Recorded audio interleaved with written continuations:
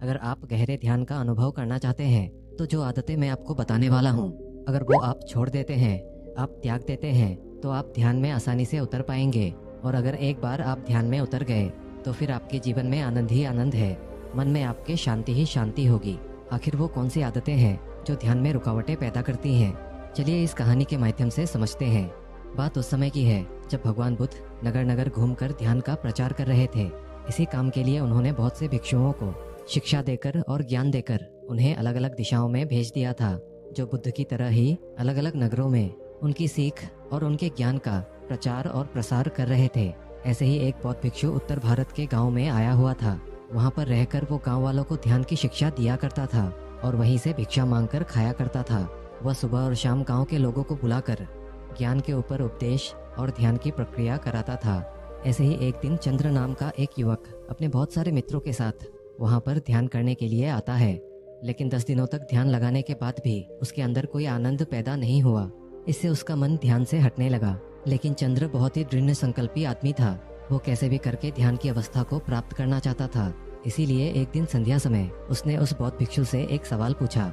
चंद्र ने कहा कि गुरुदेव, आप हमें ये तो बताते हैं कि ध्यान करते समय किस तरह की जीवन शैली अपनानी चाहिए, क्या काम करने चाहिए, क्या आदतें अपनानी चाहिए। आप हमें सब कुछ बताते हैं, लेकिन फिर भी मैं ध्यान में उतर नहीं पा रहा हूँ। क्या आप मुझे वो आदतें, वो चीज़ें बताने की कृपा करेंगे जो मुझे ध्यान के लिए अपने जीवन से हटा देनी चाहिए? मतलब वो आदतें जो मुझे ध्यान के लिए छोड़ देनी चाहिए। ये सारी बातें सुनकर वो बौद्ध भिक्षु कहते हैं कि अक्सर इंसान को लगता है कि मैं ये करके ध्यान में बैठूंगा और ध्यान में बहुत गहरा उतर जाऊंगा, और वो जब 1 घंटे ध्यान करता है तो उसे कुछ गहराई हासिल नहीं होती। अब समझने की बात यह है कि ध्यान कोई खेल, कोई काम नहीं है जो आपको 1 घंटे में ही करना है। ध्यान जीवन जीने की शैली, जीवन जीने का तरीका है। इसीलिए जीवन के हर एक कार्य में ध्यान का होना बहुत जरूरी है, वरना तो आप 1 घंटे के ध्यान में कुछ भी हासिल नहीं कर पाएंगे। अक्सर लोग ध्यान की एक दिनचर्या बना लेते हैं। वो सुबह और शाम रोज ध्यान करते हैं, लेकिन वो ध्यान तभी कारगर होगा जब आप दिन में काम करते वक्त, उठते बैठते वक्त, पीते वक्त भी ध्यान के बारे में समझते रहते हैं। और उसी जीवन शैली के कारण आपका वो 1 घंटे का ध्यान गहरा बनेगा।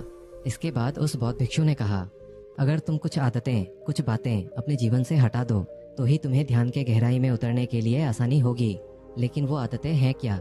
और अगर ऐसी आदतें हैं जो हमें छोड़ देनी चाहिए तो उसके पीछे वैज्ञानिक दृष्टिकोण क्या है?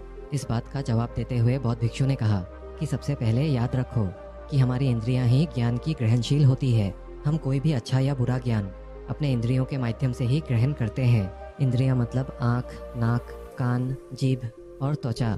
आँखों से हम देखते हैं, कानों से सुनते हैं, और इसी तरह से और सारे इंद्रियों के द्वारा हम ज्ञान ग्रहण करते हैं। तो ये बात यहाँ पर समझने की होती है कि हमारी इंद्रियां क्या ग्रहण कर रही है। इसके लिए हमें सचेत होना पड़ेगा, हमें सतर्क होना पड़ेगा कि हमारी आंखें क्या देख रही है, हमारे कान क्या सुन रहे हैं। और जो हम देखते हैं, जो सुनते हैं, तो वही ज़्यादा विचार हमारे ध्यान में वापस घूमकर लौट आते हैं, जिससे हम ध्यान पर नहीं उतर पाते। अगर हम अपने 5 इंद्रियों के प्रति सचेत हो जाते हैं, जैसे कि हम अपनी आंखों से क्या देख रहे हैं, हम अपने कानों से क्या सुन रहे हैं, हम अपनी जीभ से कैसा स्वाद ले रहे हैं, हमारी त्वचा पर कैसा स्पर्श या कैसा अनुभव देती है, और हम अपनी नाक से कैसी सुगंध ले रहे हैं। अगर हम अपने जीवन में इन सभी इंद्रियों के प्रति सचेत हो जाते हैं तो हम निरंतर अपने बुरे विचारों को इंद्रियों के माध्यम से बाहर भेज सकते हैं। लेकिन वो तभी संभव होगा जब हम सचेत रहेंगे।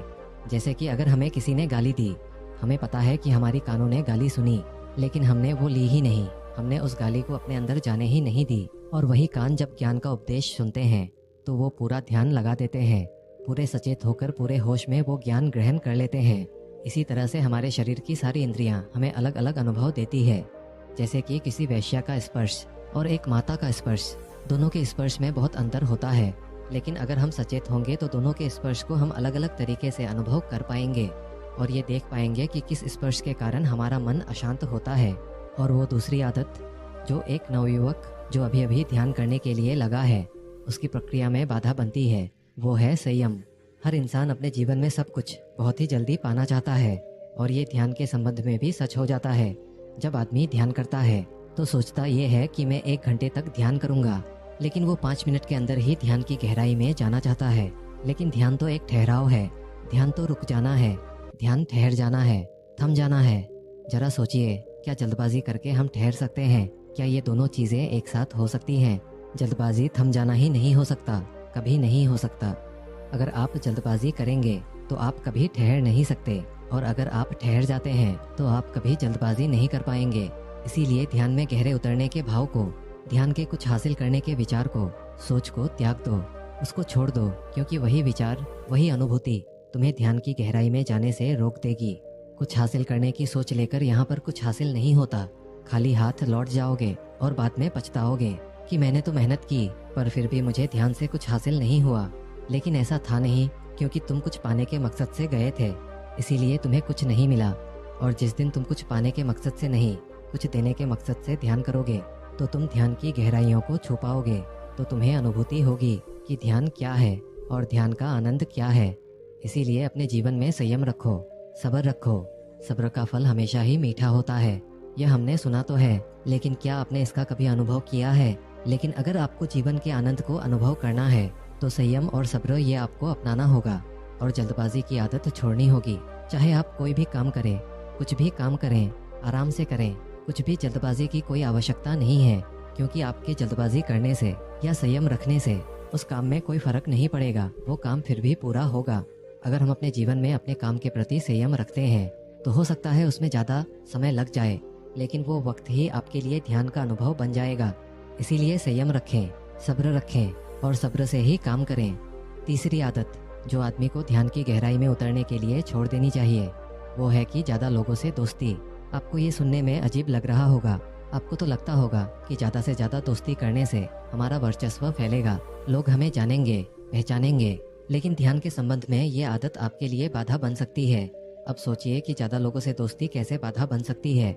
जब आप ज़्यादा लोगों से दोस्ती रखते हैं, इसका मतलब है आप अपने एकांत का आनंद ही नहीं उठा पा रहे।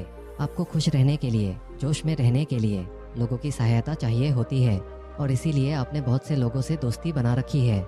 लेकिन वो दोस्त या दोस्ती आपको अपने एकांत तक नहीं पहुंचा सकता, आपको अपने आनंद तक नहीं पहुंचा सकती, क्योंकि वो दोस्ती आज नहीं तो कल खत्म हो जाएगी। उसके बाद आपको अकेले ही रहना पड़ेगा। तो क्यों ना आज से ही मैं अपने अकेलेपन को स्वीकार कर लूं और अपने एकांत की यात्रा शुरू करूं। और इस संबंध में और एक समस्या पैदा होती है, तुम्हें ज़्यादा समय उनके साथ बिताना पड़ता है। उनको खुश करने के लिए तरह तरह के काम करने पड़ते हैं, और यही बात लागू होती है ज़्यादा प्रेम संबंधों में। जो आदमी बहुत ज़्यादा लव रिलेशनशिप रखता है, मतलब बहुत ज़्यादा औरतों के साथ संभोग करता है, उनके साथ रहता है, ऐसे आदमी के चित्त से भी शांति गायब हो जाती है, क्योंकि उसका दिमाग, उसका मन उसी तरफ बढ़ता रहेगा, उसी की ओर आकर्षित रहेगा। और आज नहीं तो कल जब वो ध्यान में बैठेगा तो उन्हीं के चित्र, उन्हीं दोस्तों के, उन्हीं औरतों के बार बार उसके ध्यान में घूमते रहेंगे। इसीलिए जितना हो सके कम लोगों से दोस्ती रखो। ऐसे लोगों से दोस्ती रखो जो ध्यान की तरफ अपनी यात्रा शुरू कर रहे हों, ताकि जब आप उनके साथ बैठो तो आपकी चर्चाएं व्यर्थ ना हो। किसी दूसरे से उम्मीद या आकांक्षा आपको हमेशा दुख देगी। चौथी आदत, दूसरों को खुश करना बंद कर दो। यानी जब आप नहीं चाहते कि मैं उस काम को करूं क्योंकि उससे मुझे दुख मिलता है, पर हम दूसरों की खुशी के लिए उस काम को कर देते हैं। यानी आपको आपके दोस्त ऐसे काम को करने के लिए कहते हैं जो आप बिल्कुल भी पसंद नहीं करते, पर आप उनकी खुशी के लिए वह काम कर देते हैं। परंतु दूसरे लोग तो खुश हो जाते हैं, पर कुछ देर बाद हमारे मन में हमें अशांति महसूस होती है और अंदर से दुख भी हो रहा होता है। इसीलिए खुद को दुखी करने से बेहतर है कि आप दूसरों को खुश करना बंद कर दें, वरना आप हमेशा अशांत रहेंगे और अशांत रहने के कारण आप ध्यान भी नहीं कर पाएंगे। इसीलिए दूसरों को खुश करना बंद कर दो। दोस्तों, उम्मीद करता हूँ आपने इस कहानी से बहुत कुछ मूल्यवान सीखा होगा। कहानी अगर अच्छी लगी हो तो वीडियो को एक लाइक, और अगर आप चैनल पे नए हैं तो चैनल को सब्सक्राइब भी कर ही लीजिएगा। मिलते हैं अगले वीडियो में, तब तक के लिए धन्यवाद।